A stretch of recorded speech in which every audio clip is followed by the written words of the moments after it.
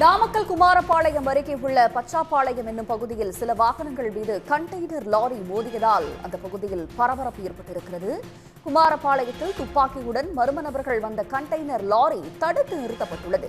இது பற்றிய கூடுதல் தகவல்களை தருவதற்காக செய்தியாளர் பாண்டியன் இணைகிறார். பாண்டியன், முழு விவரங்கள்.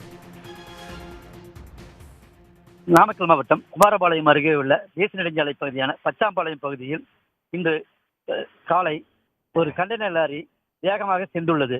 அப்பொழுது பள்ளிக்கு வந்த குழந்தைகள் மீது மோதும் வகையில் வந்ததால் பொதுமக்கள் அதிர்ச்சி அடைந்தனர். இந்நிலையில் அங்கு இருந்த 2 கார்கள் மற்றும் 4 டூவீலர்கள் மீது மோதிவிட்டு நிற்காமல் வேகமாக சென்றுள்ளது.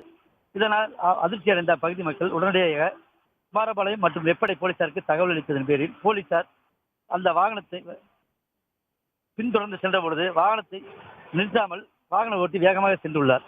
இதனால் போலீசார் வாகனத்தை பின்தொடர்ந்தே சென்று வாகனத்தின் முன்பு நிறுத்தி வாகனத்தின் கண்டெய்னர் லாரியை நிறுத்த முயற்சி செய்தனர். ஆனால் கண்டெய்னர் லாரி போலீசார் மீது மோதுவது போல் வந்ததால் போலீசார் அருகில் இருந்த கற்களை எடுத்து லாரியை தாக்கியுள்ளனர். இதனால் நிலை குலைந்து வாகன ஓட்டி லாரியை சாலை நடுவே நிறுத்திவிட்டு தப்பி ஓடிவிட்டார்.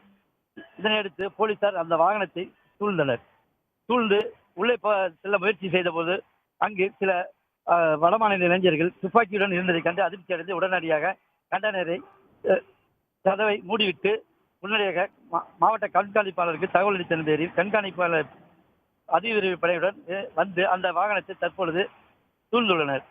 இதனையடுத்து ஈரோட்டிலிருந்து சேலம் செல்லும் சாலை போக்குவரத்து தடை செய்யப்பட்டு அந்த கண்டெய்னர் லாரியை சோதனை செய்வதற்காக ஆயத்த ஏற்பாடுகள் செய்யப்பட்டுள்ளது.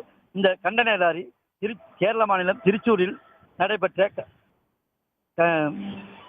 ஏடிஎம் மிஷின் கொள்ளையர்களாக இருக்கக்கூடும் என்ற சந்தேகத்தின் பேரில் நாமக்கல் மாவட்ட போலீசார் தீவிரமாக விசாரணை மேற்கொண்டு வருகின்றனர்.